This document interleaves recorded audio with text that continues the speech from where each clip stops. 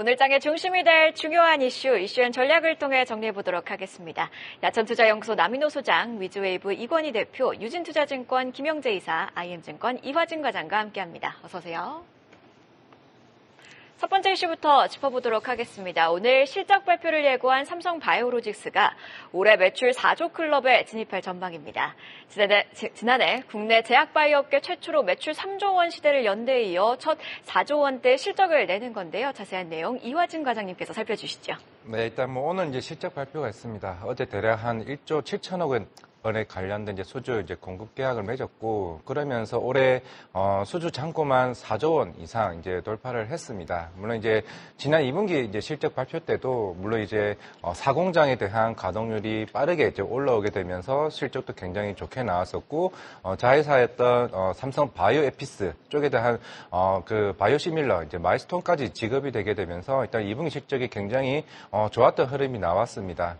물론 최근에 하원 쪽에 관련된 생물보안법 통과가 됐고, 이제 남은 거는 상원, 거기다가 대통령 서명까지 좀 남은 상황입니다. 시각에서는 올해 연내에 좀 가능할 가능성이 있다고 좀 생각을 하고 있고, 내년에는 제5공장 아마 4월쯤에 완공이 될 가능성이 일단 보이는데, 5공장이 완공이 되면은 일단 세계 1위 CDMO 업체의 론자와 비슷하게 78만 리터에 대한 생산 캐파를 어느 정도 만들어 나갈 것으로 보이고 있습니다. 물론 시각에서는 보통 일반적으로 공장이 완공이 된 전후에 보통 공급 계약이 나왔는데, 그만큼 벌써 올해 9번째 계약이 나왔다는 점. 물론 이번이 1.7조가 작년 3조 대비해서 거의 절반 이상에 대한 규모가 나왔기 때문에 굉장히 큰 규모입니다. 그러면서 어제 미래에셋증권에서도 135만 원 목표가를 상향을 했던 만큼 앞으로 이런 새로운 계약이 나올 때마다 아마 목표가 상향 관련 이슈가 그만큼 나올 가능성이 굉장히 높다라고 좀 생각을 하고 있습니다. 물론 오늘 3분기 실적도 굉장히 잘 나온다라면은 2분기 때는 바이오 시밀러 이슈도 있었고, 그만큼 환율에 대한 영향, 올해 그 경영 계획을 세웠을 때도 환율을 대략 2,200 중반대를 계획을 잡고 나왔었기 때문에 그만큼 환율 영향에 따라서 실적도 굉장히 큰 폭으로 올라왔습니다. 그러면서 오늘 3분기 실적 발표에도 큰 관심을 좀 가지지 않을까라고 생각을 하고 있습니다. 근데 어제 1조 7천억 원 대규모 수주가 나왔는데도 주가가 떨어졌단 말이죠. 그래서 국내 증시에 실망하신 분들이 꽤 있습니다. 이건 주가가 선반영한다고 하지만 이런 것까지 어떻게 알고 선반영이 됐는지는 모르겠습니다. 어제는 왜 떨어졌습니까? 어제는 일반적으로 전체적인 바이오 섹터에 대한 흐름이 안 좋았었던 거고, 그렇다면 그동안 올해 바이오 투자를 해왔을 때, 바이오가 급락을 했을 때, 그러면 그 바이오의 투자 포인트가 끊겼는지부터 좀 체크를 해볼 필요가 있습니다. 임상이 실패를 했거나 아니면은 반환을 했거나 그런 이슈가 없지 않으면은 늘 항상 그런 케이스는 여러 매수 기회였다고 생각을 해봤을 때, 삼성 바이오로직스는 계속 실적이 우상향으로 가고 있고 2032년까지 총 8공장까지 만들 계획으로 있습니다. 그만큼 내년 50제 지어진다는 거는 수주와 실적이 계속 동반되면서 밸류가 올라가는 점에 조금 포인트를 맞추는 게 맞지 않을까 생각을 하고 있습니다. 네, 지금 100만 원 훌쩍 넘었는데도 불구하고 지금도 매수 괜찮다, 이렇게 지금 얘기를 하신 거죠. 예, 지금 인천 송도에 5공장까지 지금 내년 상반기에 완공이 됩니다. 점점 커지는 거죠. 삼성 바이오로직스 오늘 실적을 내놓는데 어닝 서프라이즈 기대하겠습니다. 미국의 생물보안법 그 수혜까지도 지금 예상이 되고 있습니다. 자, 다음 소식입니다. LG전자 얘기입니다. 2027년에 자기자본 이익률 ROE를 10% 이상으로 높이겠다, 이런 목표를 어제 내놨죠. 자사주 소각, 그 다음에 자사주 추가 매입까지 함께 검토하겠다, 이렇게 밝혔습니다. LG전자가 밸류업 주세는 포함이 못 됐지만 새롭게 밸류업 여러 가지 조치들을 내놨습니다. 투자자들의 환호를 받을 수 있을까요, 남인호 소장님? 네, 그러길 바라겠습니다. 자, 제가 먼저 LG전자에 대해서 소개해 올리기 전에 우리 예은은께서 돌발 질문 드리겠습니다. 예은은님, LG하면 가장 떠오르는 단어가 뭡니까? 일단 가전은 LG 이런 문구도 떠오르고요. 야구 좋아하시는 분들은 LG 트윈스도 생각날 것 같습니다.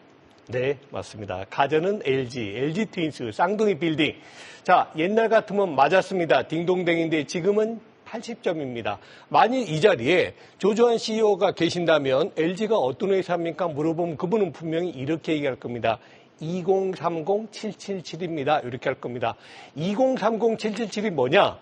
2030년까지 앞으로 이제 5년 남았죠. 2030년까지 연평균 매출액을 7%씩 증가하고요. 영업이익률을 7%씩 증가하고 지금보다 LG전자의 기업 가치를 7배를 늘리겠다는 겁니다. 자, 어떤 과정을 거칠까요? 그 과정을 거쳐가지고 세계 최고의 스마트 라이프 솔루션 기업으로 등극하겠다 하는 것이 목표입니다. 그러면 그 도중에 뭐가 들어갈까요? 당연히 주주 환원 조치가 들어가겠죠.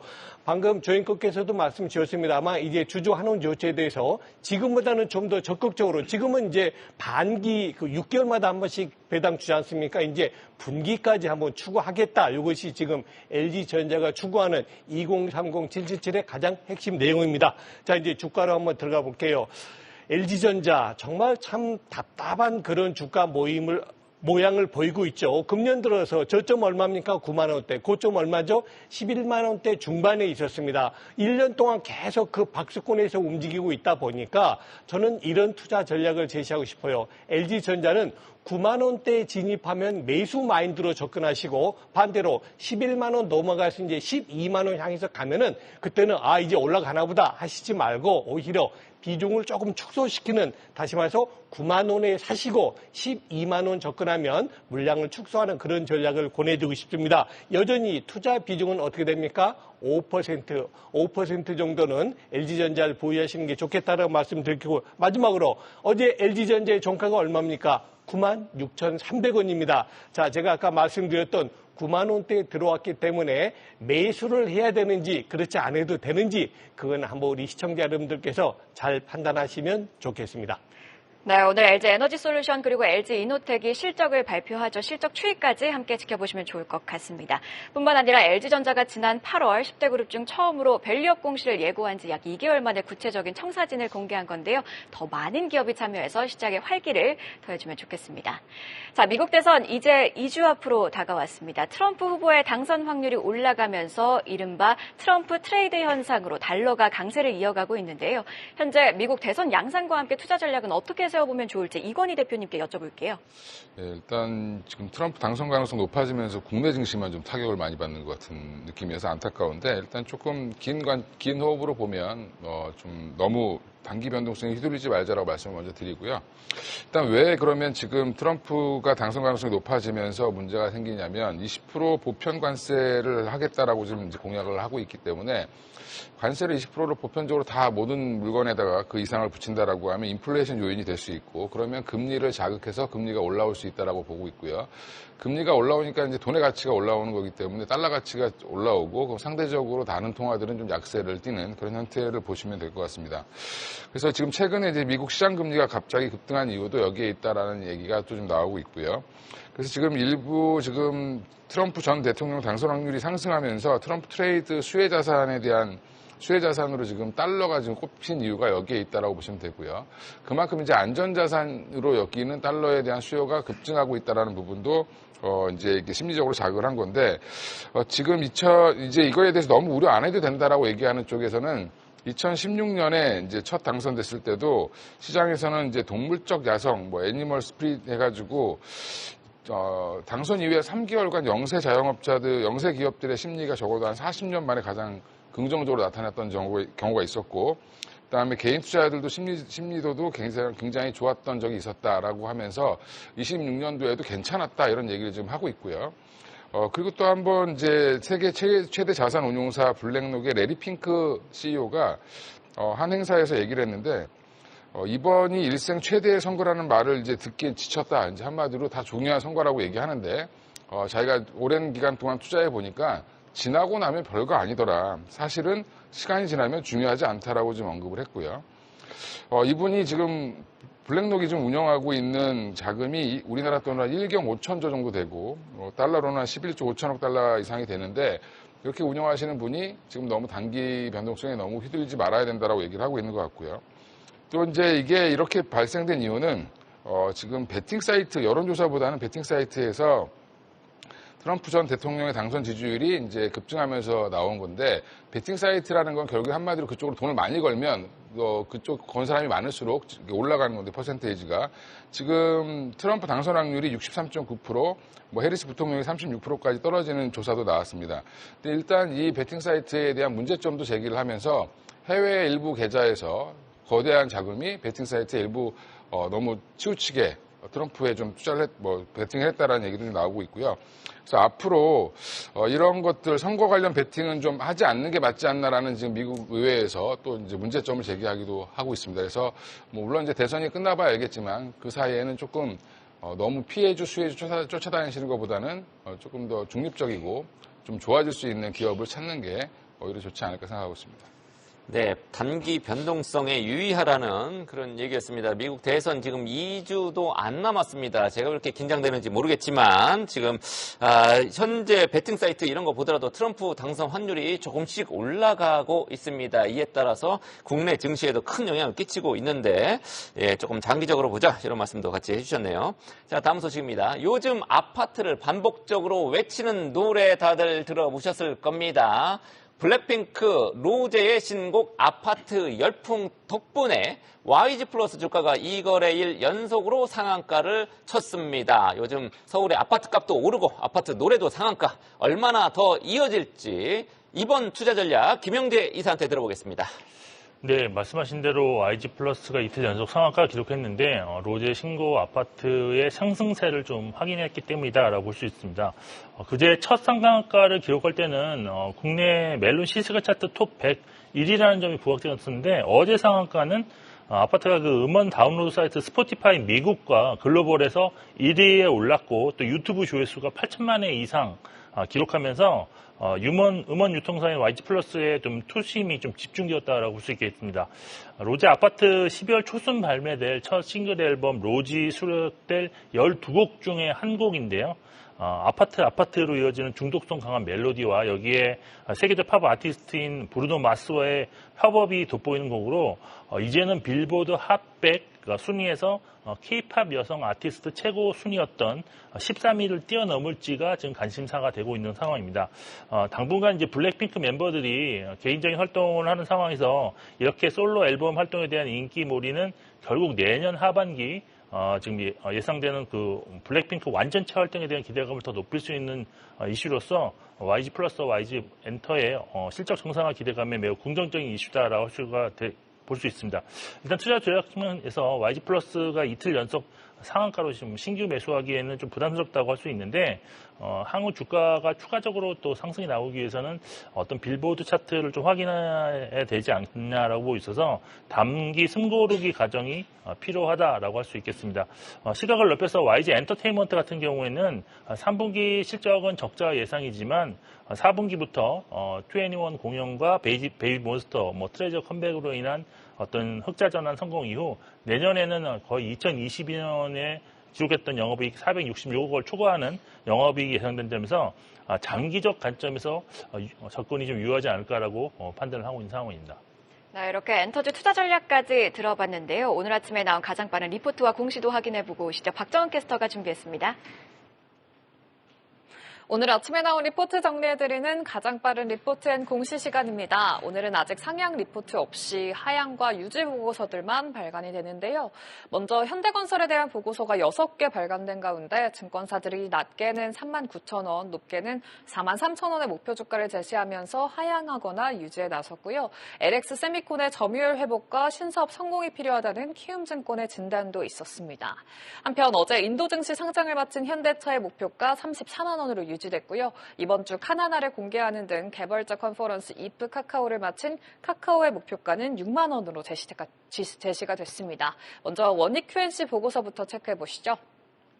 신한투자증권은 오늘 원익 QNC에 대해 업황에 대한 우려로 산업 전반의 낙폭이 확대됐다며 투자의견은 매수, 목표가는 37,000원으로 하향 조정했습니다. 하지만 성장 모멘텀은 유효하다면서 반등을 기대했는데요. 고객사와 포트폴리오를 다변화하면서 내년에는 자회사의 영업이익이 30% 이상 성장하고 비메모리 매출 확대를 통해 쿼츠 매출이 22% 늘어날 거라고 전망했습니다. 이어서 오리온 리포트도 확인해 보겠습니다. 오늘 세 개의 증권사가 오리온을 주목하는 보고서를 발간한 가운데 신한투자증권은 12만 8천 원, 그리고 한국투자증권은 13만 원의 목표가를 이어갔고요. IM증권은 매수의 투자 의견과 함께 목표가 16만 원을 유지한다고 밝혔습니다. 여타 음식료 업체와 대비해서 경기 악화의 영향에도 전 지역이 상대적으로 순항 중이라고 분석했고요. 4분기부터는 반영될 춘절 관련 추가 성장 기대는 중국의 경기 부양책 발표와 맞물려서 회복세를 기대할 수 있다고 판단을 했습니다. 이 밖에 성수기 효과까지 더해진다면 실적 추정치의 상향 조정, 그리고 목표 주가 재조정도 가능할 거라고 전망한 점 투자에 참고해 보시죠. 지금까지 가장 빠른 리포터인 공시 박정원이었습니다. 네, 이렇게 리포트까지 확인해 봤는데요. 계속해서 이슈 이어가도록 하겠습니다. 오늘 JB금융을 시작으로 금융지주들이 3분기 실적을 발표합니다. 4대 금융지주의 경우 24일 KB금융을 시작으로 실적 발표가 예고되어 있는데요.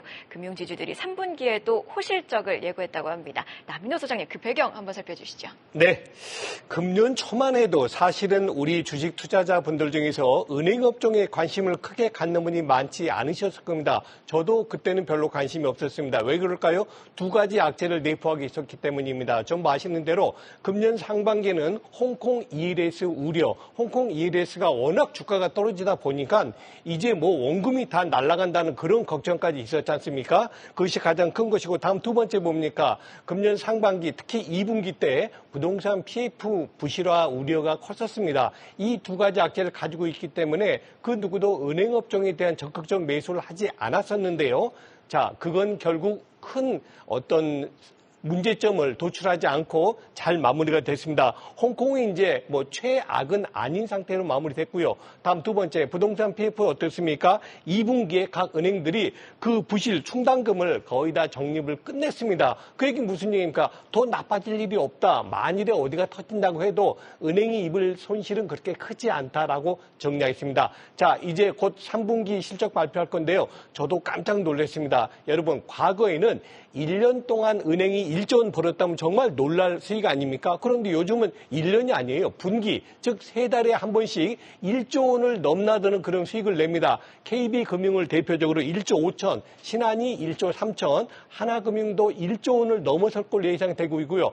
우리 금융조차도 이제 1조 원을 육박하는 9천억의 수익이 기대가 됩니다. 자, 이렇게 좋은 실적이 나기 때문에 주가는 계속 올라갈까요? 그렇지는 않습니다. 자, 이미 이런 호실적이 주가에 반영되었나 되지 않느냐가 매우 중요한데요. KB금융 같은 경우는 금년 연초 5만 원이었습니다. 어제 종가 얼마입니까? 9만 원에 있죠. 신한지주도 마찬가지 3만 5천 원에 있던 주가가 어제 종가는 5만 5천 원대 있습니다. 즉 종합주가지수보다도 월등히 은행주의 주가 상승률이 좋았다라고 정리해 드립니다. 자, 이제 투자 전략 말씀드리겠습니다. 은행업종은 어디에 속합니까? 바금방, 바이오, 금융, 방산에 해당되죠. 그래서 저는 금융업종을 내가 투자하겠다고 선택하신 분은 10% 정도 투자는 아주 좋은 투자다. 다만 한 가지, 아까도 말씀드렸던 대로 종합주가지수에 비해서 상당히 좋은 상승률을 보였는데 여기서 추가 매수하기는 조금 부담된다. 다만 배당 투자를 하시겠다는 분은 문제가 없지만 내가 시세 차익을 노리고 은행주 사겠다. 이런 분들은 지금은 조금 부담된다라고 정리를 드리겠습니다. 알겠습니다. 지금 은행 관치가 가장 심각한 데가 이제 은행이긴 한데 어쨌든 뭐 돈도 잘 벌고 있으니까요. 또 밸류업도 잘 따라하고 있고 다행스럽습니다. 내일 KB금융 실적 발표합니다. 특히 KB금융 같은 경우에는 밸류업 지수에서 빠져 있는데 다시 편입될 가능성, 이것 때문에 최근 오르기는 했습니다만 우리 나 소장께서는 추격 매수는 조금 부담스러운 지금 구간이다, 이렇게 진단을 해주셨습니다. 자, 다음 소식 보겠습니다. K방산의 큰 손이죠. 두다 폴란드 대통령이 우리나라에 도착을 해서 이번 주 내내 쭉 있는 거죠. 우리나라에서는 큰 고객님이십니다. 잘 대접해 드려야 되겠죠.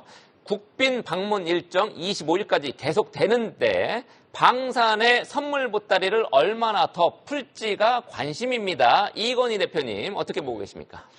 일단 뭐 지금 너무 방산에 대해서 기대감도 많이 있고 거기 상황에서 이제 최근 방산 주가도 워낙 좋죠. 뭐 최근 방산 좀 이따 말씀드리겠지만 방산 ETF가 전 세계에서 1등을 하고 있다 이런 얘기도 있는데 지금 하나 에어로 그 폴란드 대통령이 방한을 하는 기간은 22일부터 25일이고요. 3박 4일 기간인데 24일 날 정상회담을 마치고 25일 날은 하나 에어로스페이스, 현대 로템, 그다음에 이제 한국 항공우주 카이 공장을 이제 가보겠다. 이제 한마디로 시찰을 하는 건데 뭐 대통령이 가서 뭐 이거를 본다고 뭐 정확하게 알긴 어렵겠죠. 그냥 이제 상징적으로 가서 뭐 확인을 하는 정도라고 보시면 될 것 같고요.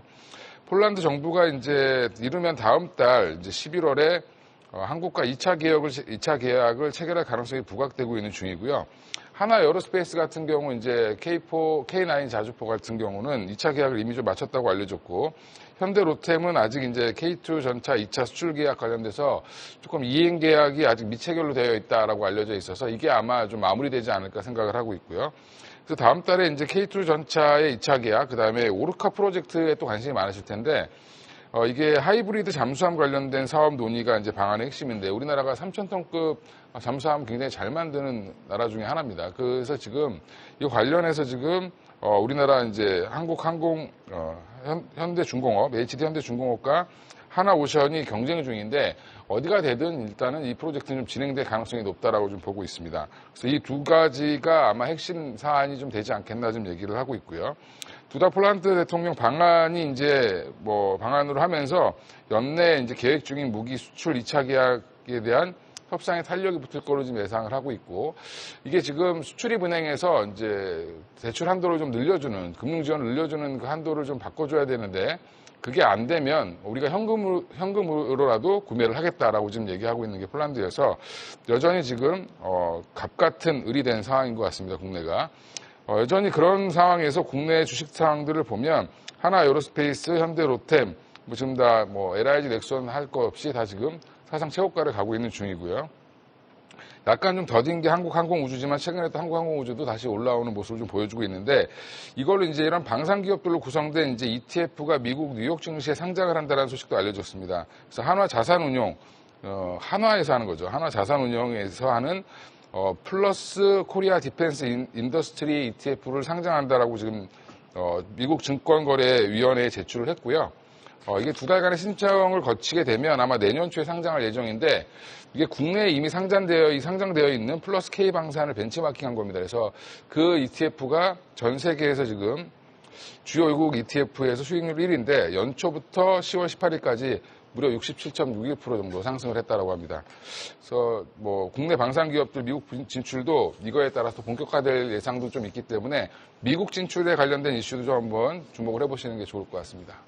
네, 언급해주신 폴란드 대통령 방한 핵심 포인트, 다음 달 K2 전차 계약 그리고 오르카 프로젝트 관련해서 어떤 내용이 나오는지까지 주시해 보시면서 대응 전략 세워보시면 좋을 것 같네요. 계속해서 다음 소식으로 이어가도록 하겠습니다. 전일장에서 교촌 F&B 주가가 강세를 띄었습니다. 내년에 역대 최대 실적을 달성할 거란 전망이 작용했는데요. 최근에는 약 9년 만에 스타 마케팅을 재개했죠. 대세 배우인 변우석을 모델로 발탁했는데요. 국내 치킨업계 왕자탈환에 시동을 건 교촌 F&B 투자 전략 어떻게 가져가면 좋을지 김영재 이사님께 한번 들어보도록 하겠습니다. 네, 말씀하신 대로 어제 한 9.2% 교촌 F&B가 상승했는데 실적 턴어라운드에 대한 기대감이 작용을 했다라고 보시면 될 것 같습니다. 그리고 말씀하신 것처럼 이제 스타 마케팅 재개도 좀 주가 상승에 도움을 되었는데, 교촌치킨이 이제 프랜차이즈 순위가 3위로 좀 하락한 상태에서 지금 이제 이것을 만회하기 위해서 이런 것을 내놨습니다. 참고로 교촌치킨은 2014년부터 8년간 1위 자리를 수성했다가 2022년 1위 자리를 BHC에 내줬고, 그리고 작년에는 BBQ에 이제 2위를 내줘 현재 3위를 기록 중에 있습니다. 치킨 값을 먼저 올리면서 1등 내주고 막 이랬던 것 같은데. 그렇다고 하는데, 근데 이제 교촌치킨은 오히려 가격을 올리지 않았습니다. 그리고 이제, 그렇습니까? 그래서 그런 면이 좀 있었지 않았나. 그리고 스타 마케팅도 안 했던 것도 좀 그런 면이 있었는데, 이제는 약간 공격적인 마케팅을 통해서 좀 더 잘해보겠다라는 그런 의지를 표명했다라고 보시면 될 것 같고, 실적이 일단 3분기부터 진행되는 교촌 F&B의 어떤 실적 턴어라운드를 좀 지목하셔야 되는데, 이 핵심은 이익률 개선입니다. 이익률 개선은 그동안 운행했던 23개 그 지역 가맹본부를 순차적으로 직영으로 전환을 했는데, 이게 8월 말에 100% 완료가 됐습니다. 그래서 이제 이렇게 됨으로써 유통 단계 축소, 그다음에 물류 효율을 통해서 경쟁사 수준의 이익률 확보가 좀 가능해질 전망이다라고 보시면 되겠습니다. 그리고 이제 국내에는 이제 출점이 이제 어렵기 때문에 지금 73개에 불과한 해외 가맹점 숫자를 늘려나갈 예정인데, 경쟁사는 거의 700여 개 있다는 점에서 좀 이것이 확실한 성장 동력으로 자리 잡을 수 있다고 보고 있습니다. 일단 내년 실적이 예상 실적이 지금 컨센서스로 매출 5천억 원대, 그다음에 영업이익이 536억 336억으로 사상 최대 실적인데 현재 주가가 지금 PER 6.2배로 부담스럽지 않은 수준에서 뭐 분기 성장세를 좀 체크해야겠지만 지금 내년 2배 이상의 영업이익 성장을 기대할 시점에서 좀 장기 추세 상승으로 전환될 가능성이 있다라고 보고 있고 매수 후 보유 전략도 유효하지 않을까라고 정리해드리겠습니다. 네, 주가 수익 비율 PER이 6배밖에 안 되기 때문에 향후 주가 상승 여력이 여전히 있다. 이렇게 진단을 마지막으로 해주셨습니다. 자, 개장 전 체크 포인트 한번 봐야죠. 이화진 과장님한테 들어보겠습니다.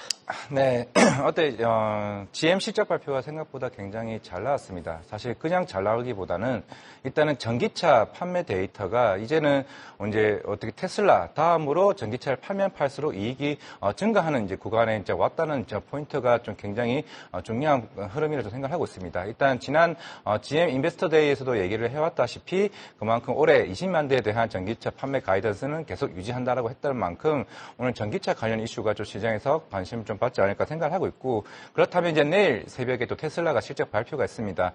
이번에 대략 한 47만 대 가량의 3분기 인도량이 나왔던 만큼 과연 이 전기차의 흐름을 계속 이어나갈지가 좀 중요하지 않을까 생각을 하고 있고 두 번째는 어제 레이저 티닙이죠. 예전 지금 렉나자 북미 쪽에 FDA 승인이 나왔었는데 그 원 개발자 제노스코가 코스닥 예비 심사를 청구를 했습니다. 아마 내년 상반기쯤에 상장할 것으로 보이고 있는데 일단은 레이저 티닙을 개발한 회사이기 때문에 흥행성 부분에서는 충분히 가능성이 있을 것으로 보이고 있습니다. 일단은 이번에 유양양이 800억을 받으면서 대략 380억을 오스코텍이 받고 그 오스코텍의 자회사이기 때문에 대략 반반 나누지 않았을까 생각을 하고 있기 때문에 오늘 오스코텍에 대한 관심이 좀 있지 않을까 생각을 하고 있고 오늘 실적 발표 삼성 바이오로이스, HD, 현대솔루션, 마린솔루션, LG이노텍 실적 발표 있습니다.